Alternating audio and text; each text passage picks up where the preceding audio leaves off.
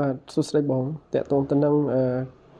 ការប្រើប្រាស់ keyboard នៅលើកម្មវិធី Office បងអាចវាយជាភាសាអង់គ្លេសបាន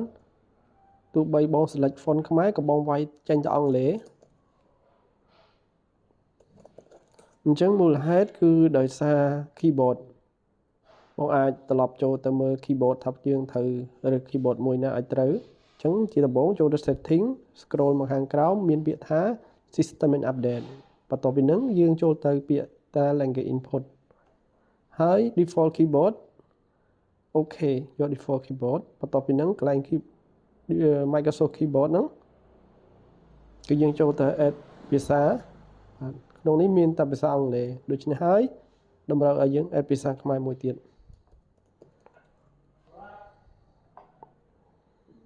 បាទ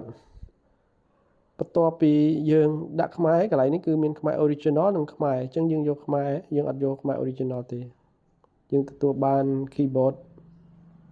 ភាសាខ្មែរដូច្នេះហើយយើងធ្វើការវាយគឺយើងត្រូវឆ្លាស់ font ខ្មែរបាទចេញអក្សរខ្មែរ